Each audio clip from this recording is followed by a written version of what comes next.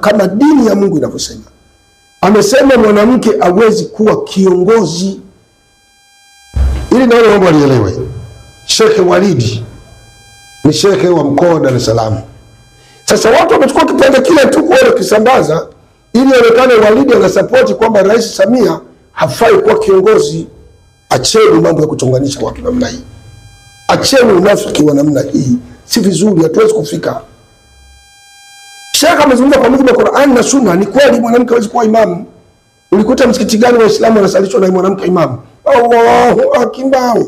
Uliwahi kukuta wapi? Hakuna, ni haramu kweli kwetu na haifai. La pili, uliwahi kukuta wapi kadhi mwanamke? Uliwahi kukuta wapi mufti mwanamke? Ni kweli yuko sahihi, mwanamke hawezi kuwa kiongozi wa waumini. Na Tanzania ingekuwa Islamic country government, mwanamke hawezi kuwa kiongozi kwa sababu ni misingi ya Uislamu. Lakini Tanzania ni secular government, sio Islamic government. Kwa mtu yoyote, mwanamke, mwanaume, mtoto, mzee, madamu amekidhi kiwango cha kuweza kusimama na kueleza sera zake, anayo haki ya kuchaguliwa. Kwa tusitumie vitu kama hivi kutaka kudestroy watu au kuwachonganisha watu. Serikali ya Tanzania imzuie mtu yote kuwa kiongozi. Unaweza kuwa mbunge ukijua kusoma na kuandika, unaweza kuwa rais ukiwa na degree yako, unaweza kuwa waziri mkuu ukiwa na degree. Vyovyote madamu unayo education na una uwezo kuongoza watu, unaweza kuwa kiongozi. Kwa hiyo watu wasitumie maneno ya shekhi wa mkoa eti kutaka kumdestroy au kumneutralize rais au kuchonganisha rais na shehe wa mkoa, ionekane kwamba Sheikh Walidi anamshuti mama, anamzalilisha rais. Uongo. Tafuteni maneno ya kusema ili watu wawasapoti. Na kama ni wanasiasa, elezeni sera. Na mimi nimaliza na kusema, nimefanya utafiti yakinifu. Wallahi na hapa kuna watu wanachuki na Samia katika mambo makubwa matatu. Yasikilizeni. Kuna watu hawakupata nafasi za kiuongozi za kuteuliwa.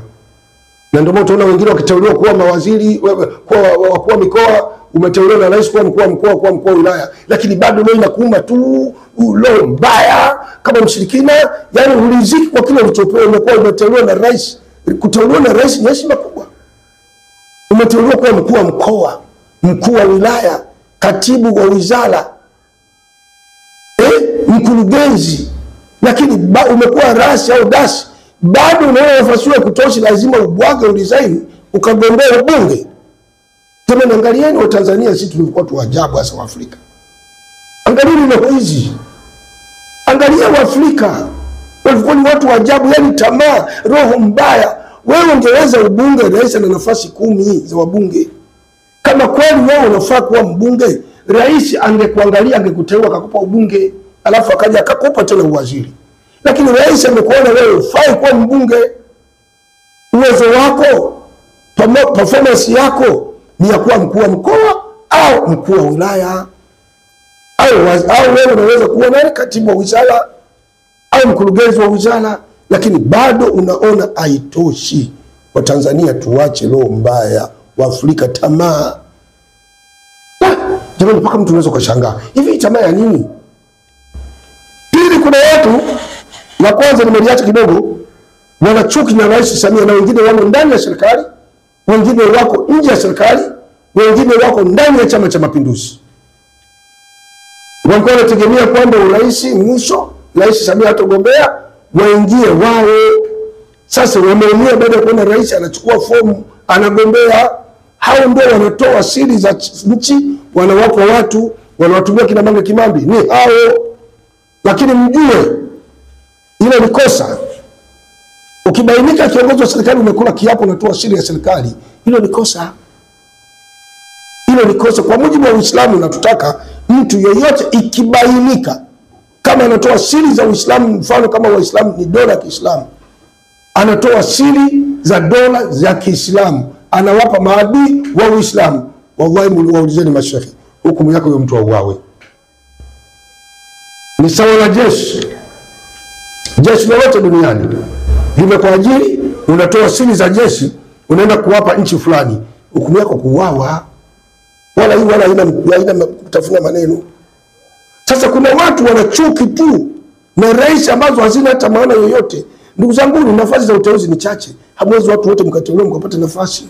Mimi Mwaipopo sihitaji kuwa mkuu wa wilaya, sihitaji kuwa mkuu wa mkoa, nahitaji kwa Mtanzania, nchi yangu ina amani, nifanye mambo yangu kwa amani, khalas inatosha. Atateua kwa wilaya wangapi? Kila anayesema ukweli ni mkuu wa wilaya, basi itakuwa ndio kuteua mkuu wa wilaya kusema ukweli tu, au kuisemea nchi yako. Kuna watu sasa, kuna watu wanamchukia rais kwa sababu ya Uzanzibari wake, wengine kwa sababu ya yeye mwanamke. Lakini katiba imewekwa mtu yote anaweza kawa rais.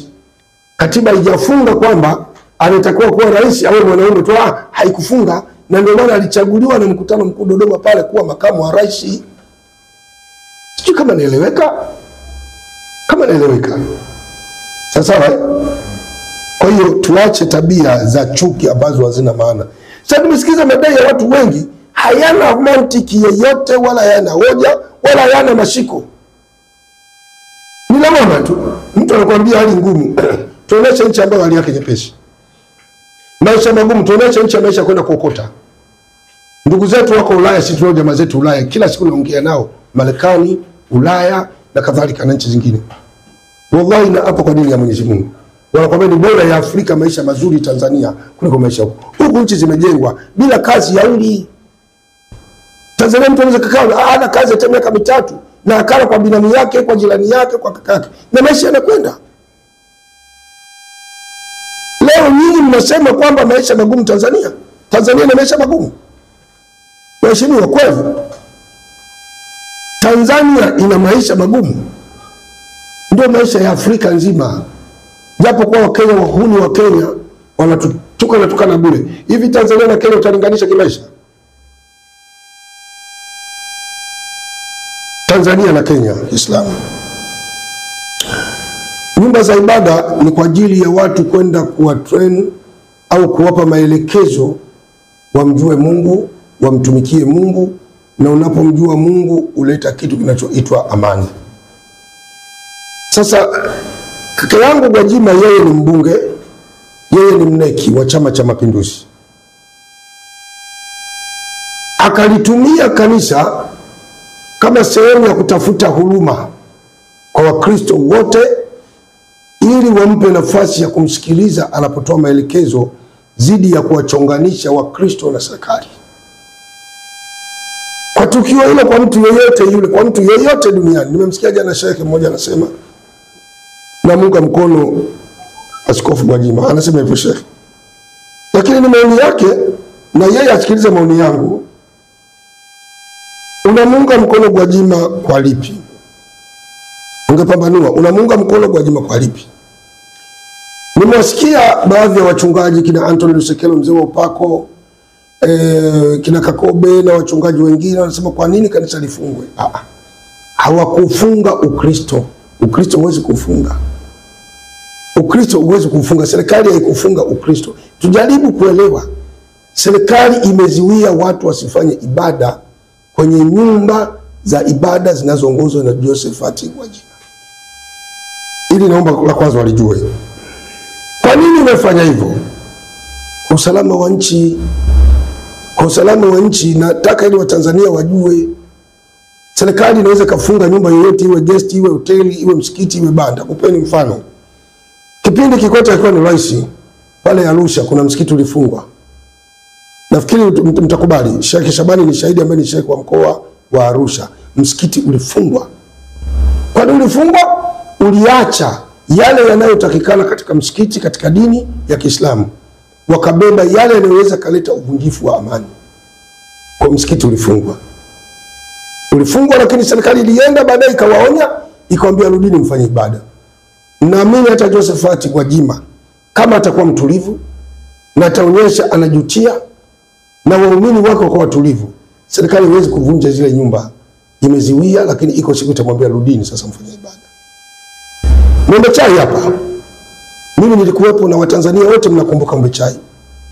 Watu walipambana na dola ambao ni jeshi la polisi, wakaingia msikitini, wakawa wakihamasisha vurugu, wakimobilize watu. Nakumbuka na nyinyi mnakumbuka. Mnakumbuka na mimi nakumbuka. Walikuja Field Force kwa hatua ya kwanza, walipiga mateke mlango. Waliingia ndani ya msikiti na mbwa waliingia msikitini. Mbwa waliingia msikitini. Sasa hapo utawalaumu polisi au jilaumu wewe uliyesababisha matatizo?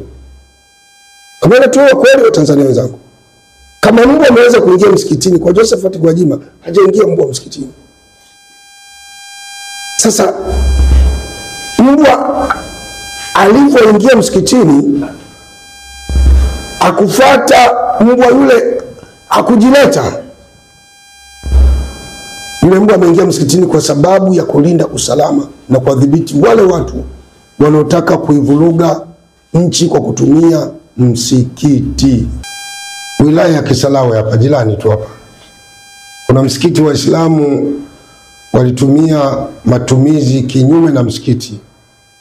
Mkuu wa wilaya huyu Magoti alifanya ziara ya kwenda pale, akakuta watoto wa Kiislamu wanaosoma Qur'ani mle wanalala sehemu ambayo sio rasmi, chafu, watu wanajisaidia sehemu hovyo. Akalazimika kufunga ule msikiti na kufunga ile madrasa ili watu watekeleze taratibu za afya binadamu. Ulifungwa.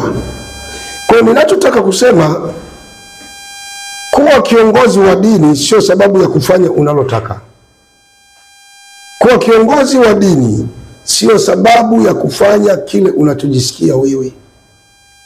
Dini hizi zinatuelekeza kufanya mambo yaliyokuwa mema, sio kushindana na mamlaka. Mfano, maneno aliyosema kaka yangu Gwajima ni maneno ya tarishi. Na niwakumbushe labda Gwajima ili mjue kwamba ni mchungaji sijui namna gani. Mimi wanashindwa kwa watu wa Tanzania.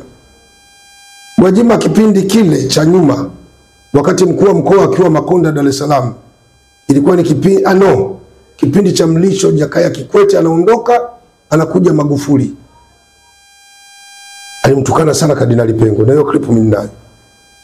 Pengo ni askofu wa makanisa ya nchi nzima, ni kardinali wa Katoliki nchi nzima.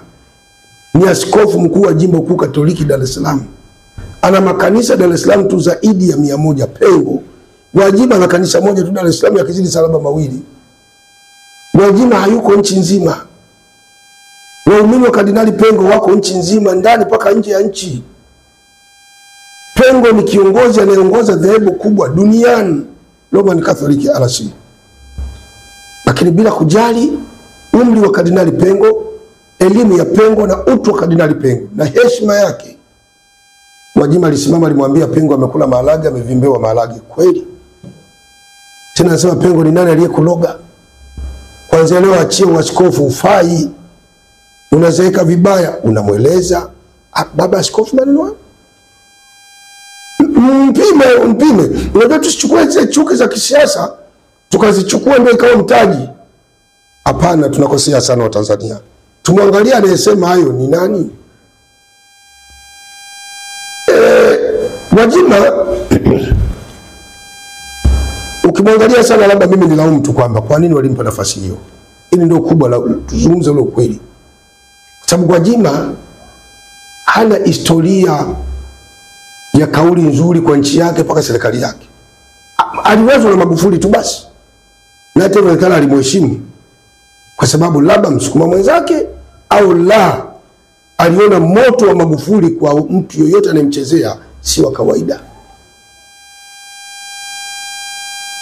Huyu bwana wakati Samia, Rais wa Jamhuri ya Muungano wa Tanzania, amekufa mzee Magufuli, alisimama akatuambia sisi wa Tanzania tufanye chanjo ya corona. Gwajima alisema tusichanje, ni uongo, kuna madhara, wazungu hivi na hivi wameandaa mtandao wa kutuua, wengi wakatengeneza nguvu za kiume zinakwisha. Yaani kuulizeni kama Gwajima alikuwa mkweli, nani amekufa? Nani amekufa baada ya kuchanja? Kwa namna gani unaona viongozi wa dini yetu walivyokuwa, baadhi sio wote, walivyokuwa na maneno ya chuki zidi ya watu wanaowaongoza katika nchi. Kwa nichukue fursa hii niseme kwamba Gwajima si mkweli. Ana kawaida na taratibu za kutengeneza propaganda, kuleta ghasia kwenye dini. Mimi sizungumzi hili eti anasema kwa sababu Samia ni Muislamu. Hapana, mimi sina ujinga huo. Sina ujinga huo kabisa. Mbona hata wakati ule Magufuli ni rais aliyesema maneno ya ovyo? Mbona alimtukana Kardinali Pengo na ni Mkristo mwenzake, tena kiongozi wa juu mwenye heshima ndani na nje ya nchi. Alivunja heshima mpaka Kardinali Pengo. Kwa Gwajima ni mtu wa kukurupuka. Kabla ya kusema huwa afikiri. Na mimi nikupenga hapa kidogo, kawaida kiongozi mwenye busara. Sifa ya kwanza kiongozi ni kupunguza maadui. Kiongozi hutaki kuongeza maadui. Kiongozi unapaswa upunguze maadui. Na sifa ya pili ya kiongozi ni kuwa mwisho kusema, sio kukurupuka. Sifa ya tatu ya kiongozi kama kusema ni fedha, kunyamaza ni dhahabu. Na kabla hujasema kiongozi yote, hata binadamu, hata mimi ipopo, kabla hujasema lazima nitafakari. Haya ninayokwenda kuyasema yatakuwa na madhara kwangu baada ya hapa au yatakuwa na faida? Kama yatakuwa na faida niseme, kama yana madhara ni bora niache. Sasa Gwajima haupimi. Na ukitaka kujua ulisema ukijua itakuta matatizo. Pale polisi walipozunguka ulitoka umevaa dela. Ulivaa dela ukatoka mlango wa nyuma. Kwa nini ulivaa dela sasa? Na wewe ni jasusi la Mungu. Jasusi la Mungu unavaa dela? Ukupaswa kuvaa dela. Ungesema mimi jasusi wa Mungu, nyema jasusi wa dunia. Tupambane. Kwa ni namna gani mimi naijua ladha ya Mike bana? Mimi ni mhubiri wa siku nyingi, naijua ladha ya Mike. Mike ni kama mchezo wa mpira, unapotaka kumkata buti mchezaji mwenzako unashangiliwa nje. Basi unaona wewe ndio umepatia, kila anayekuja buti. Kila anayekuja buti atimake pia kadi nyekundu unajuta. Na timu inakulaumu. Ndivyo ilivyo maneno.